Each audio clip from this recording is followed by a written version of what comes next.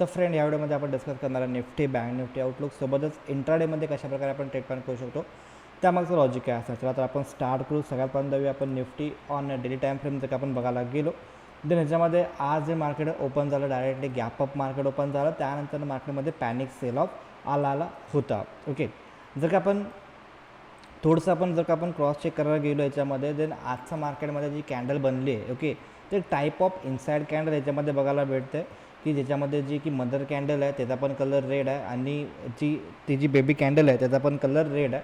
Very high probability आहे की येणाऱ्या डेजमध्ये जर का उद्याच्या डेला जर का त्यांना आजचा लो ब्रेक आणि सस्टेन केला डाऊनसाईडला देन त्याचं जे डाऊनसाईडचं जे मोमेंटम आहे मे बी डाऊनसाईडला कंटिन्यू होऊ शकते. ही प्रोबॅबिलिटी सगळ्यात जास्त आहे.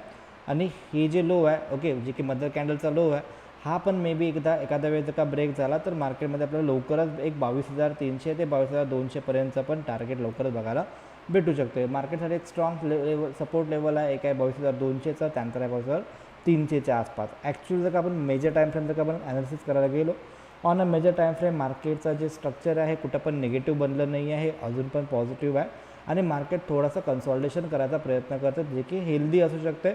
येणाऱ्या डेजमध्ये जर का मार्केटनं 22,800चं लेवल सायकोलॉजिकल नंबर जर का ब्रेक केला तर लवकरच आपल्याला एक सायकोलॉजिकल टार्गेट पण बघायला भेटू शकते जे की 23,000 आणि त्याच्यापेक्षा जास्त असतील. ओके, तर हे कधी पॉसिबल आहे इफ एनी रिझन मार्केट जर का 22,800च्या वरती सस्टेन राहिला देन प्रोबॅबिलिटी जास्त आहे की मार्केट त्याच्यावरती जाऊ शकते. ओके, करंट सिनारिओ जर का आपण बघायला गेलो तर थोडंसं मार्केट टाईमपास करायला लागलं जे की गरजेचं आहे.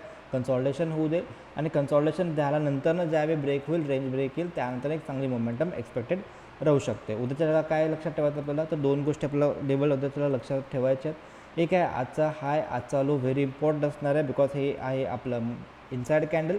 त्याप्रमाणे जर का हायच्यावरती सस्टेन मार्केट राहिलं तर अपसाईड मोमेंटम प्लॅन करायचा आहे आणि जो लोच्या खालचं का सस्टेन राहिला देन आपण त्यामध्ये डाऊनसाईडचा मोमेंटम प्लॅन करू शकतो.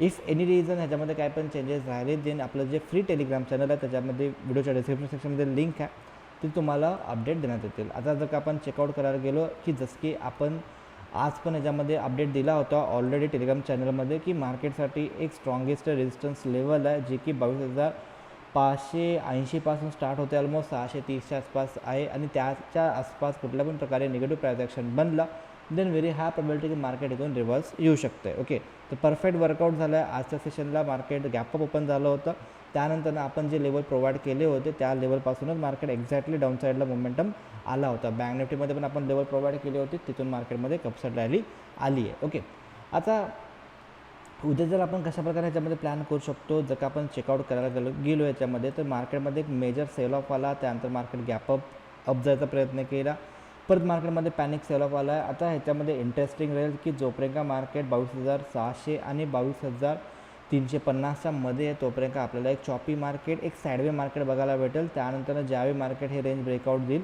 22,630चं त्याच्यानंतरनं जर का याच्यावर सस्टेन राहिला तर एक अपसाईड मोमेंटम प्लॅन करू शकतो किंवा जर का मार्केट ह्याचा लो जो आहे 22,350 ह्याच्या डाऊनला राहिला तर आपण डाऊनसाईड ट्रेड प्लॅन याच्यामध्ये करू शकतो. जोपर्यंत या दोघांच्या मध्ये तोपर्यंत आपल्याला साईडवे नेचरमध्ये ट्रेड प्लॅन करायचं आहे म्हणजेच ऑप्शन सेलिंग तुम्ही प्लॅन करू शकता आणि जर का ऑप्शन बाईंग करत असाल तर थोडंसं क्वांटिटी कमी ठेवलं कधी पण बेटर राहील, त्यामध्ये तुम्ही स्कॅल्पिंग प्लॅनिंग करू शकता.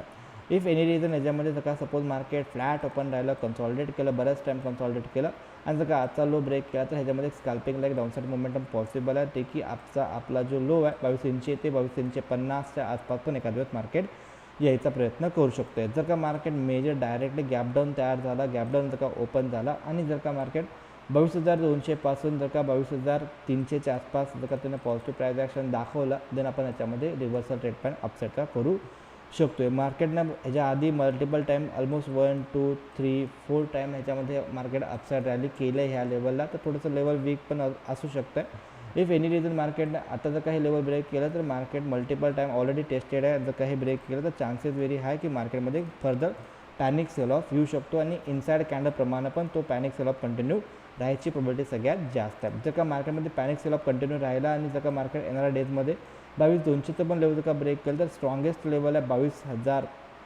जे की सायकोलॉजिकल नंबर आहे आणि ह्या लेवलला जर का चुकून मार्केट भेटलं आपल्याला तर ह्याच्यामध्ये व्हेरी हाय प्रोबॅबिलिटी की मार्केट अपसाईडला जाऊ शकते.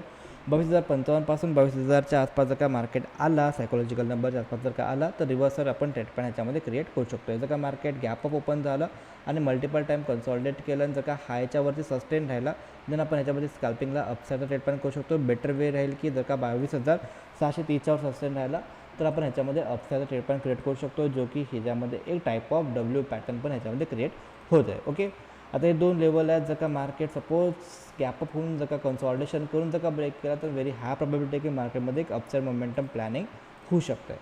आता आपण येऊया बँक निफ्टीमध्ये कशाप्रकारे आपण ट्रेड प्लॅन क्रिएट करू शकतो. जसं की आपण बँक निफ्टीमध्ये एक लेवल दिले होते ऑलमोस्ट 48,800 तर इथून परफेक्ट मार्केटनं आज रिव्हर्सल याच्यामध्ये आलं होतं, पण ओव्हरऑल मार्केट साईडवे होता आणि ह्याचा अपडेट पण आपण टेलिग्रामवरती अपलोड केला होता. आता जर का मार्केट ट्रेंडचं का आपण चेकआउट करायला गेलो तर मेजर ट्रेंड ऑफ त्याचा थोडासा निगेटिव्ह टू डाऊनसाईड साईडवे चालू आहे.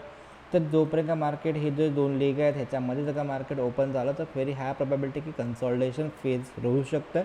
याच्यामध्ये कन्सॉलिडेशन व्हायची प्रोबॅबिलिटी सगळ्यात जास्त आहे जोपर्यंत मार्केट 49,250 आणि 48,600च्यामध्ये जोपर्यंत आहे तोपर्यंत ह्याच्यामध्ये साईडवे नेचर राहू शकते. एक्सपेक्टेड राहील जर का मार्केट गॅप अप ओपन झालं, कन्सॉलिडेशन केलं मल्टिपल टाईम आणि त्यानंतर जर का 49,250 लेवल जर का ब्रेक केला तर ह्याच्यामध्ये अपसाईडचा ट्रेड पण ह्याच्यामध्ये क्रिएट करू शकतो. ऑलमोस्ट 49,600पर्यंत पण एखाद्या वेळेस येणाऱ्या डेजमध्ये येऊ शकते. इफ एनी रिझन ह्याच्यामध्ये सपोज जर का लो ब्रेक झाला 48,600चा लेवल जर का ब्रेक झाला आणि डाऊन साईडला कन्सॉलिडेशन केलं तर ह्याच्यामध्ये आपण डाऊन साईडचा ट्रेड पण ह्याच्यामध्ये क्रिएट करू शकतो. जर का ह्याच्यामध्ये चांगला ट्रेड बघायचा असेल डाऊन साईडला रिव्हर्सल साईडला देन व्हेरी हाय प्रोबॅबिलिटी की मार्केट जर का 48,000 जो सायकोलॉजिकल नंबर आहे ह्याच्या आसपास जर का आला, पॉझिटिव्ह प्राइस ॲक्शन दाखवला तर ह्याच्यामध्ये आपण त्याच्यामध्ये रिव्हर्सल ट्रेड पण क्रिएट करू शकतो. याच्यामध्ये एक सॉफ्ट मार्कर एक लेवल आहे जे की 48,384 पासून स्टार्ट होतं ते 48,434च्या आसपास आहे.